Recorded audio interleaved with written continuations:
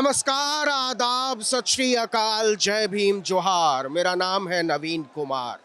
सैलाब, अगर एक शब्द में यहाँ मौजूद लोगों को डिफाइन करें, इसकी व्याख्या करें, तो एक ही शब्द बनता है, सैलाब। रेलवे स्टेशन से, बस अड्डे से, हॉस्टल से, यूनिवर्सिटी से, गली मोहल्लों से लोग उमड़ते चले आ रहे हैं। तो आखिर ये लोग क्या चाहते हैं? पिछले बार के जमावड़ों में और इस बार के जमावड़े में क्या अंतर है और इसका क्या राजनीतिक मतलब है? इसको समझने के लिए वरिष्ठ पत्रकार विश्वदीपक हमारे साथ है। विश्वदीपक, बहुत स्वागत है। Thank you sir. हमने आपको पकड़ लिया। मिल गए हम लोग, ये कहें कि इस जन सैलाब में मिल गए हम लोग। तो आपने माहौल देखा? हाँ बिल्कुल, माहौल देखा। और पिछले 12 साल में मैं देख रहा हूँ कि पहली बार ये इतना स्पॉन्टेनियस, इतना स्वाभाविक, स्वतः स्फूर्त और इतना ऑर्गेनिक, इसको बड़ी इंपॉर्टेंट बात है। लोग इसको कह सकते हैं कि ये बुलाई गई भीड़ नहीं है। ये जो पॉलिटिकल पार्टीज़ की रैलियों में जाती है, ये वो भीड़ नहीं है। आप अगर इस भीड़ का चेहरा देखेंगे तो आपको समझ में आएगा ये आदमी, ये कोई किसी पॉलिटिकल पार्टी के कार्यकर्ता नहीं। बहुत डाइवर्सिटी है। बहुत डाइवर्सिटी। और आप देखेंगे कि अगर आप इस भीड़ का आप एवरेज एज निकालें, औसत आयु निकालें, तो आपको 25 से 30 साल समझ में आएगा। तो ये जन जी जिसको हम कहते हैं, जन जी की इसने नरेंद्र मोदी को प्रधानमंत्री बनाया। बिल्कुल, बहुत सही कहा आपने कि इसी जन जी ने, इन्हीं युवाओं ने नरेंद्र मोदी को प्रधानमंत्री बनाया था। और अब यही जन जी इनके खिलाफ बगावत पर है, सड़कों पर है। और अब अगर आप इस भीड़ का चेहरा देखेंगे तो आपको लगेगा कि इसमें अधिकतर लोग 25 से 30 साल के लोग हैं, इसमें सीनियर लोग नहीं हैं। और ये भाड़े पर बुलाई गई भीड़ नहीं है। तो ये बहुत ही स्वतः स्फूर्त, स्पॉन्टेनियस और ऑर्गेनिक प्रोटेस्ट है।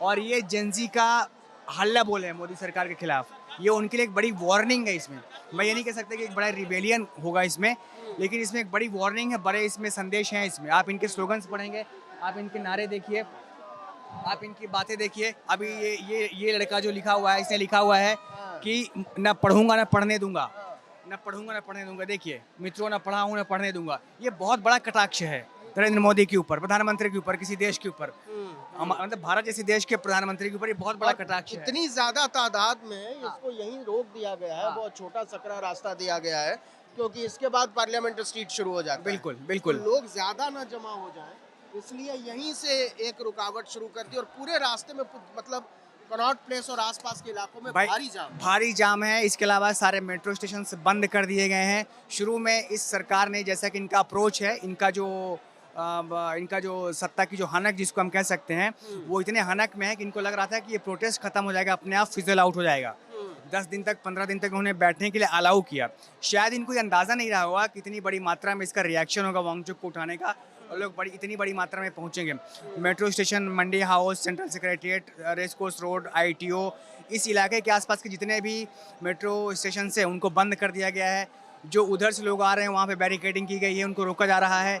इंटरनेट सस्पेंडेड है, इंटरनेट सस्पेंडेड है, ये बड़ी इंपॉर्टेंट बात है। और इसकी वजह से लोग कम्युनिकेट नहीं कर पा रहे। बिल्कुल, लोग कम्युनिकेट नहीं कर पा रहे हैं, दूसरे को ढूंढ नहीं पा रहे हैं, लोगों को मोबिलाइज नहीं कर पा रहे हैं। और ये दिखाता है कि सरकार कहीं ना कहीं नर्वस हो चुकी है। सोनम वांगचुक को लेकर के ये बहुत हल्के में थे और इनको लग रहा था कि शिक्षा कोई मुद्दा नहीं है। ये बड़ी बात। बिल्कुल। असल में क्या है कि भारत जैसे देश में हमारे जो पॉलिटिकल पार्टी है, जो नेता हैं, जो सत्ताधारी वर्ग के लोग हैं, उनको लगता है कि शिक्षा हमारे लिए मुद्दा नहीं है। हम जातियों पे वो हमें लड़वाते हैं, धर्म पे हमें लड़वाते हैं, बिल्कुल धर्म के नाम पे लड़वाते हैं। उनको लगता था कि शिक्षा कोई मुद्दा नहीं है। उनको ये मालूम नहीं था कि ये जो यहाँ पे लोग आज आए हुए हैं, इनके लिए शिक्षा ही सबसे बड़ा मुद्दा है। और इसमें अगर देखें, यहाँ जो लोग आए हैं उसमें महिलाओं की तादाद बहुत बड़ी है। ये बड़ा इंपॉर्टेंट, बहुत ही अहम बात आपने पॉइंट आउट की है। मैं देख रहा हूँ जंतर मंतर को हम लोग पिछले 20 साल से फॉलो कर रहे हैं, इसको देख रहे हैं। पहली बार मैं देख रहा हूँ कि यहाँ पे महिलाओं की खास तौर से कॉलेज गोइंग जो युवा वर्ग लड़कियाँ हैं, चाहे वो ग्रेजुएट में हो, चाहे पोस्ट ग्रेजुएशन में हो, चाहे वो PhD कर रही हों, ये 20 से लेकर के 30 साल की जो आयु वर्ग की लड़कियां, महिलाएं हैं, उनकी मैं बड़ी भागीदारी देख रहा हूँ इस बार। मैंने यहाँ पे नर्मदा बचाओ आंदोलन भी देखा है, मैंने यहाँ पे किसान आंदोलन भी देखा है, मैंने यहाँ पे अन्ना आंदोलन भी देखा है, मैंने यहाँ पे नॉर्थ ईस्ट के समर्थन में होने वाले प्रोटेस्ट तमिलनाडु के किसानों को भी देखा है। लेकिन महिलाओं की, बच्चियों की इतनी बड़ी भागीदारी मैं पहली बार देख रहा हूँ, वो भी स्वतः स्फूर्त तरीके से। और ये कोई डिप्राइव्ड क्लास से नहीं आने वाली। ये विश्वदीपक ये भी दिखाता है कि एक जो डर था, जो खौफ इस सरकार ने क्रिएट किया था, 18 साल 17 साल कई तो 14-15 साल के हैं, उन्होंने डर से उबर कर बाहर निकल कर ये जो आवाज़ आ रही है, जो आवाज़ आ रही है, ये उसी डर के खिलाफ आवाज़ है। पिछले 12 सालों में इन लोगों ने, इस सरकार ने जो दमन किया था, जो सप्रेशन किया था, इंस्टीट्यूशंस पे जिस तरीके से कब्जा किया था, लोगों को जिस तरीके से डराया था, तो विपक्ष के नेता डर सकते हैं, टीएमसी के सांसद को डरा सकते हैं, उनको ये खरीद सकते हैं। और पुलिस की हिम्मत नहीं हो रही है कि वो बहुत आसानी से बिल्कुल राइट, बिल्कुल कहीं न कहीं, क्योंकि उनको लगता है कि अगर सप्रेस किया गया, लाठीचार्ज किया गया, क्योंकि प्रोटेस्ट शांतिपूर्वक है। आप देखिए अम्बेडकर की तस्वीर दिखाई पड़ रही है आपको वहाँ पे, वो देखिए अम्बेडकर की तस्वीर है वहाँ पे। और जिस समय अम्बेडकर सबके हाथ में, मैंने देखा ज़्यादातर लोगों के हाथ में या तो गांधी है, या तो अम्बेडकर है, या संविधान की किताब है। मैंने भगत सिंह है, मैंने देखा आगे एक लड़की बैठी हुई थी, उसके पास अम्बेडकर की तस्वीर रखी हुई थी। तो आप इस जन सैलाब को, इस समूह को, इन युवाओं को सरकार अगर चाहे भी तो किस आधार पर लाठीचार्ज करेगी, किस आधार पर इनको आप डिफेम करेंगे, बदनाम करेंगे। जो बीजेपी के लोग या जो ट्रोल आर्मी जो कैंपेन करती है, जो एक अभियान चलाती है कैरेक्टर असैसिनेशन का, आप इनको नक्सलवादी कह सकते हैं क्या? इस सरकार का लॉजिक क्या था? आज धर्मेंद्र प्रधान ने कोशिश तो बहुत की टीवी चैनलों के जरिए इनको देशद्रोही, नक्सल, उग्रवादी बताने। ये देशद्रोही कहना, नक्सलवादी कहना, देशद्रोही कहना, नक्सलवादी कहना, माओवादी कहना, ये इस सरकार का बहुत ऐसे हथकंडे हैं जिसको अपना करके उन्होंने बहुत सारे जन आंदोलन को कुचला है। लेकिन मैं पूछता हूँ कि जिस आंदोलन में आप देखिए यहाँ पे हजारों भारत का राष्ट्रीय झंडा लहरा रहा है, अम्बेडकर की तस्वीर दिखाई जा रही है, महात्मा गांधी को दिखाया जा रहा है, भगत सिंह को दिखाया जा रहा है, उस आंदोलन को आप कैसे कह सकते हैं कि माओवादी है, इसमें नक्सलवादी हैं? तो पुलिस के लिए कुचलना इसके लिए इतना आसान नहीं है, क्योंकि अगर इनको सप्रेस किया गया, इनके ऊपर लाठीचार्ज किया गया इन बच्चों पर, तो इसका रिपरकशन इस सरकार के लिए पॉलिटिकली बहुत बुरा होने वाला है। और ये एक तरीके से आप कह सकते हैं कि ये beginning of the downfall.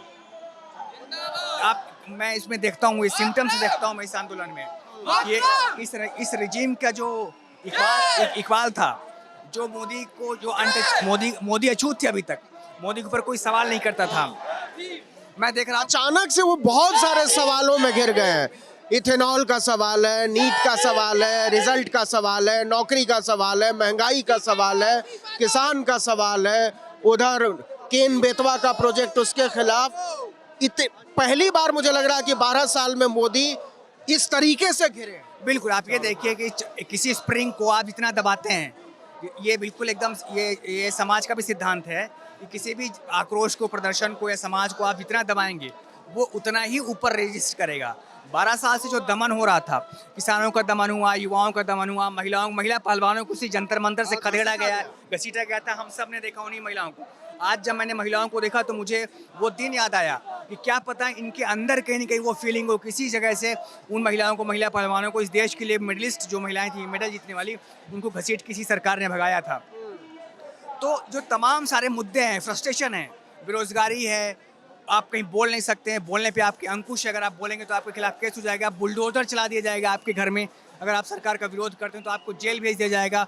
Umar Khalid 5 साल से जेल में है, कहीं जमानत नहीं मिलेगी किसी को। हाँ, तो ये तमाम जो फ्रस्ट्रेशन है, तमाम जो गुस्सा है, सारे सब मिल करके कल्मिनेट हो गए हैं इसमें मुझे एक कल्मिनेशन दिखाई पड़ता है। तमाम जो अब 12 सालों का जो गुस्सा है, उसका तमाम मुद्दों पे कल्मिनेशन आपको यहाँ पे दिखाई पड़ेगा यहाँ पर। अब क्या इसका इम्पैक्ट दिखाई देता है सरकार पर? इसका कोई असर पड़ेगा या उसको जाने देगी? देखिए, सरकार के ऊपर असर, सरकार ये मान के चल रही थी कि ये बहुत कमज़ोर प्रोटेस्ट है और ये अपने आप फिजल आउट हो जाएगा। 10-15 दिन तक हम इनको बैठने देंगे और इसके बाद ये अपने आप थक करके, हार करके निकल के भाग जाएंगे। सरकार की सोच ये थी। सरकार को ये समझ में नहीं आया कि अगर सोनम वांगचुक को हम उठाते हैं तो सोनम वांगचुक के पक्ष में ये स्वतः स्फूर्त एक प्रदर्शन शुरू हो जाएगा। और देखिए, ये किसी के यहाँ पे शायद स्वतः स्फूर्त तरीके से लोग देश भर में उसके समर्थन में जुटेंगे। और इम्पॉर्टेंट बात ये है कि ये प्रोटेस्ट केवल दिल्ली में नहीं हो रहा है, ये प्रोटेस्ट मुंबई में भी हो रहा है, ये प्रोटेस्ट लखनऊ में भी हुआ है, देश के दूसरे शहरों में हो रहा है। कांग्रेस अपना अलग से एक प्रोटेस्ट इसकी समानांतर चल रही है। तो आप देखेंगे कि समाज में इस समय एक खदबदाहट है, एक आक्रोश है, और वो आक्रोश लोग अपने अलग अलग तरीके से उसको व्यक्त कर रहे हैं। ये पार्लियामेंट शायद ये घेराबंदी तोड़ने की कोशिश और अब ये मार्च आगे बढ़ रहा है, बढ़ने की कोशिश कर रहे हैं। कोशिश कर रहा है। ये तो लगता है कि ये स्क्रिप्ट के बाहर की बात है विश्वदीप। हाँ, थोड़ा ये स्क्रिप्ट की मैं वही कह रहा था ना आपसे, हम लोग जब चर्चा कर रहे थे सुबह तो देख रहे थे कि एक सरकार का मानना ये था कि अपने आप फिजल आउट हो जाएगा या इस आंदोलन को हम जैसा चाहेंगे वैसा चलाएंगे, लेकिन इसमें जो एक ऊर्जा आ गई है उसको कंट्रोल करना अब सरकार के लिए मुश्किल है। अच्छा, सोनम वांगचुक ने ये कह के कि अगर कुछ नेता हमसे बात करेंगे तो मैं हड़ताल तोड़ दूंगा, मुझे लगता है कि ये सोनम वांगचुक या अभिजीत दिपके या सौरभ दास या ऐसे किसी के हाथ से बाहर निकल गया है ये आंदोलन। इसमें बहुत सारे फैक्टर्स और बहुत सारे एलिमेंट्स। बिल्कुल बिल्कुल। कई बार क्या होता है ना कि आप एक आंदोलन शुरू करते हैं, आप उसको लीड करते हैं, शुरू करते हैं, लेकिन क्या होता है कि आप उसको एक समय के बाद आपको उसमें नियंत्रण नहीं रह जाता है। समाज की जो सारी शक्तियां हैं वो उसको ड्राइव करने लगती हैं। आप तो ये इस आंदोलन में अब वांगचुक के लिए भी पीछे हटना या दीपके के लिए पीछे हटना, इन लोगों के लिए पीछे हटना उतना आसान नहीं है। इसमें बड़ा इंपॉर्टेंट फैक्टर लेफ्ट का है जिसकी लोग चर्चा नहीं करते हैं। बिल्कुल। इस धर्मेंद्र प्रधान के इस्तीफे की मांग सबसे पहले आयशा के लोगों ने की, लेफ्ट के लोगों ने की, और वो लगातार डटे पड़े हैं। 3 बच्चियां नेहा बोरा समेत 6 लोग थे, 3 तो अस्पताल बिल्कुल 3 अस्पताल पहुंच गए और 3 लोग अभी भी भूख हड़ताल पे वहाँ बैठे हुए हैं। नेहा बोरा और मनीष और एक आयशा का आमीन साथी और वहाँ पे बैठा हुआ है। तो लेफ्ट का इसमें जो इन्वॉल्वमेंट है उसको लोग अंडरमाइन करते हैं, लेकिन अचानक से तेजी से माहौल बदला है और अब लगता है कि एक निर्णायक मार्च की तैयारी शुरू हो रही है और लोग चाहते हैं कि काफिला आगे बढ़े और पुलिस अपना काम करे या रोके या जाने दे।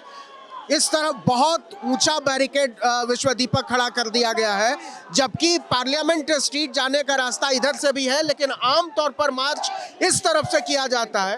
तो मुझे लगता है कि दोनों तरफ से तैयारी रही होगी और अब दिल्ली पुलिस के लिए एक बड़ा इम्तिहान बन गया है, नए पुलिस कमिश्नर के लिए। बिल्कुल, अब ये नए पुलिस कमिश्नर जब से आए थे उनका क्यारे यही रहा होगा, तो पहले ही दिन उन्होंने सोनम वांगचुक को उठा दिया तो बड़े खुश रहे होंगे। बिल्कुल। और ये अमित शाह के लिए थोड़ी राहत की बात होगी। अमित शाह ने जो गोलचा को हटाया, दिल्ली कमिश्नर को, सतीश गोलचा को हटाया, तो उनकी उम्मीद रही होगी जो नया कमिश्नर आएगा वो इसको ठीक से टैकल करेगा, क्योंकि सतीश गोलचा को हटाने के पीछे एक वजह ये मानी गई थी ये इस जंतर मंतर प्रोटेस्ट को ठीक से टैकल नहीं कर पाए। तो होम मिनिस्ट्री की अमित शाह की उम्मीद रही होगी